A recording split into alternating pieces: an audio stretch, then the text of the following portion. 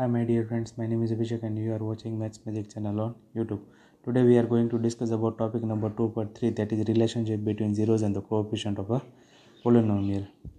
We have already discussed that the zero of a linear polynomial will be minus b by a when the general form of the linear polynomial is ax plus b.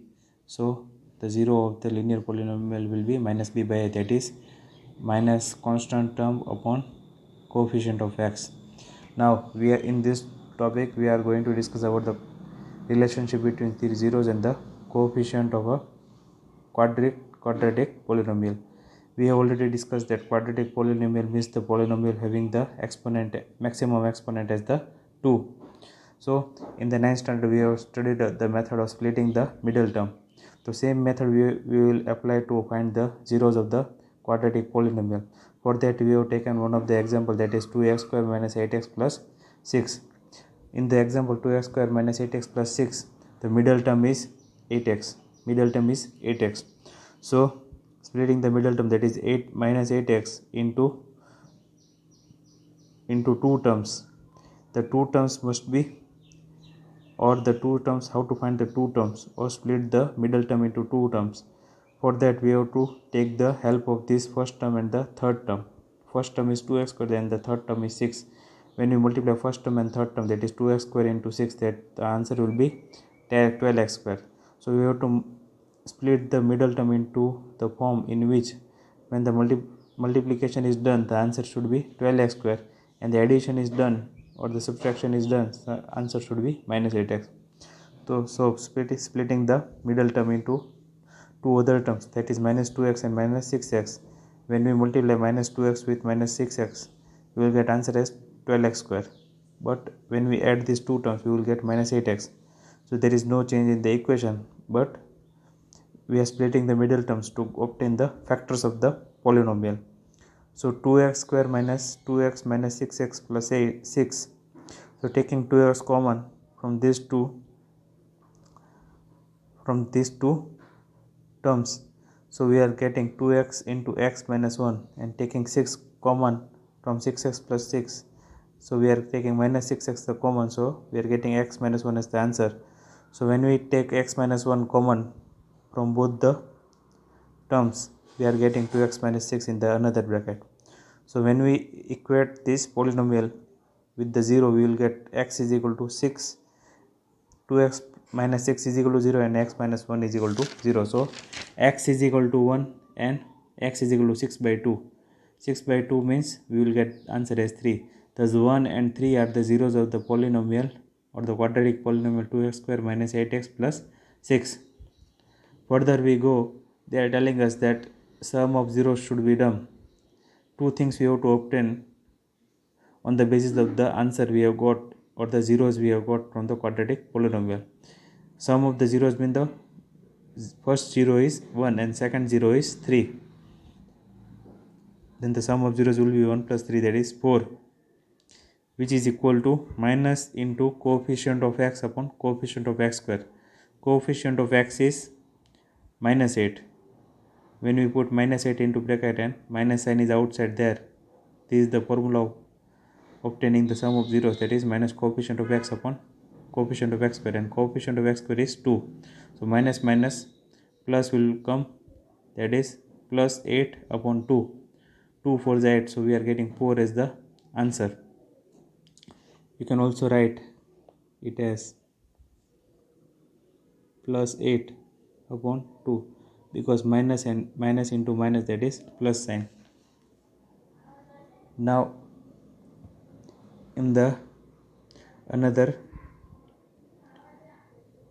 or in the product of the zeros, we can say that, or in the another topic, that is product of 0, we have to multiply the zeros, that is 1 and 3. Here zeros are 1 and 3, so we will multiply 1 and 3, we will get answer as 3. That is equal to constant term upon coefficient of x square. Here constant term is 6 and coefficient of x square is 2, so 6 upon 2, that is 3.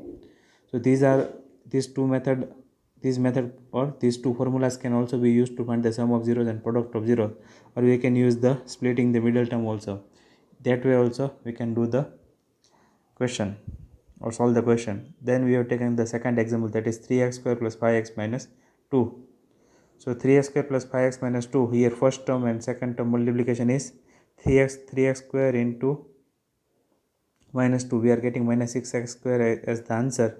So we have to split the middle term. Splitting the middle term, that is 5x, into two terms whose multiplication will be minus 6x square and the addition will be 5x.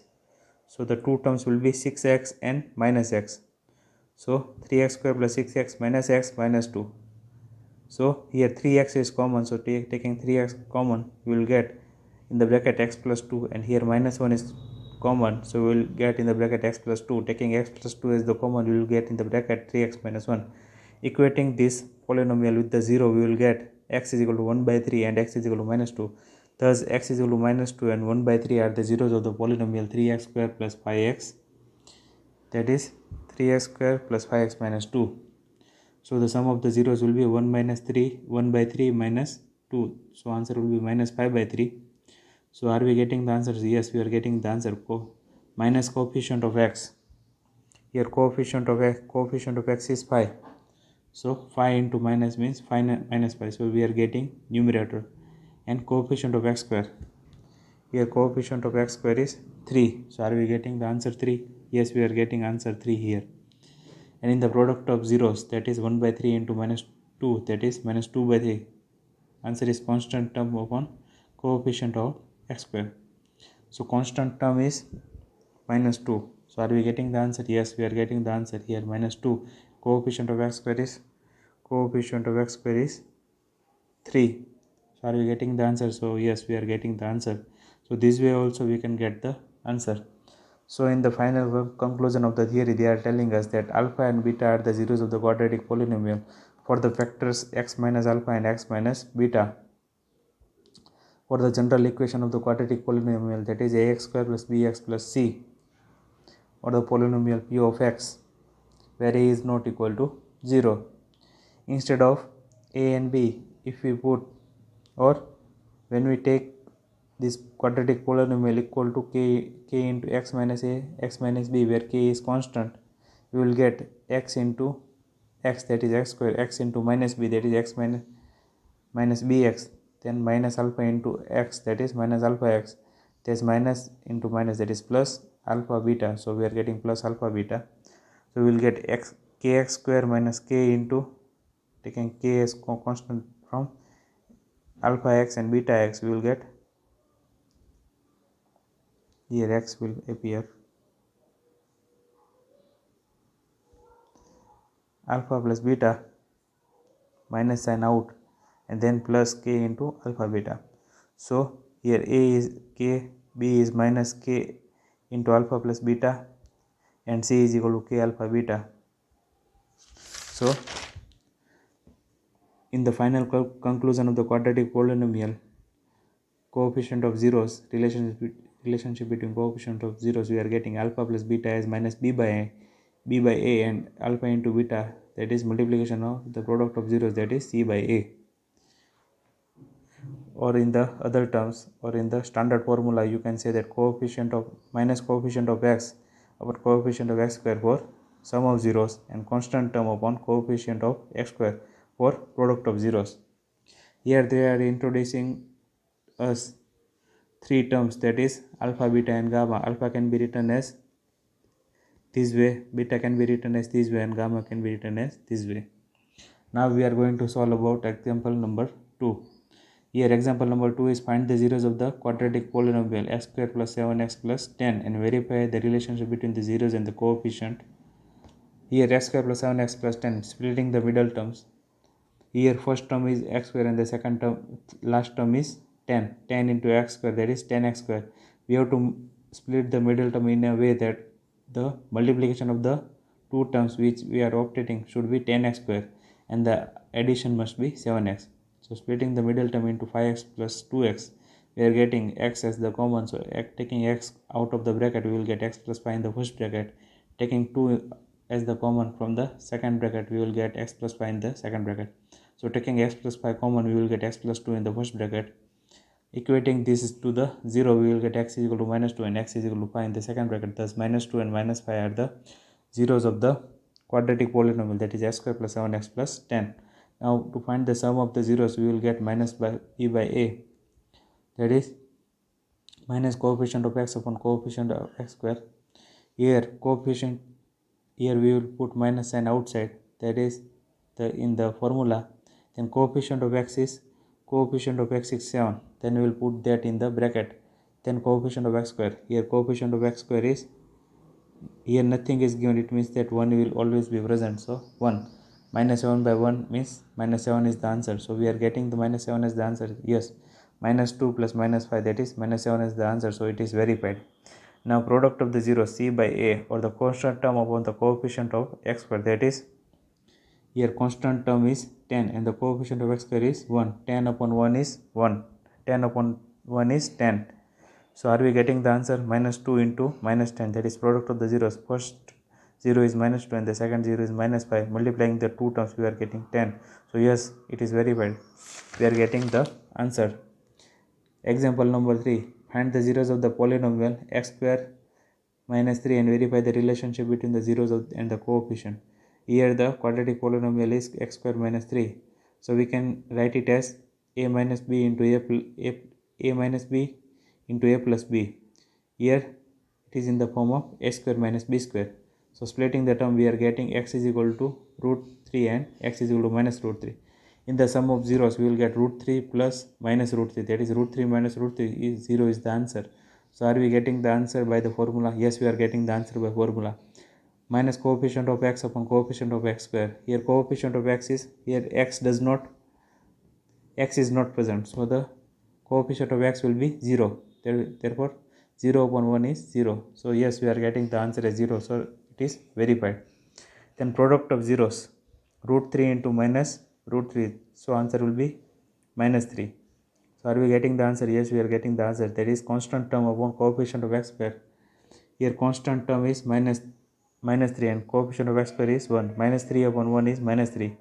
By verification method, or in the verification, when we multiply two zeros, that is root 3 into minus root 3, we are getting minus 3 as the answer, so it is verified. Example number 4, last example of the quadratic polynomial, the relationship between zeros and the coefficient. In this topic, the last example is find a quadratic polynomial, the sum and the product of whose zeros are minus 3 and 2 respectively. Here we have to find the quadratic polynomial whose sum is minus 3 and 0 product is 2. So sum is alpha plus beta, that is minus 3, that is equal to minus b by a, or in the other words, you can also write it as minus 3 by 1. So a will be 1 and b minus b will be minus 3, that is minus minus and cancel, therefore b is equal to 3. And in the second step, that is product of the zeros alpha into beta, that is 2, that is written by c by a, or you can also write it as 2 by 1. So a will be 1 in both the cases, but b and c will be different. Here minus b equal to minus 3, minus minus and cancel, therefore b is equal to 3 and c is equal to 2. So we are getting a is equal to 1, b is equal to 3 and c is equal to 2. Putting that in the general equation, that is ax square plus bx plus c, we are getting a as 1, that is x square plus bx. Here b is 3, so 3x, and c, that is 2. So x square plus 3x plus 2 is the required quadratic polynomial. You can get multiple quadratic polynomial solution by multiplying with the k, where k is real number. So here, my dear friends, example number 2, 3, 4 is over, and the theory regarding the relationship between the zeros of the quadratic polynomial and their coefficients is also over. Thank you and have a nice day.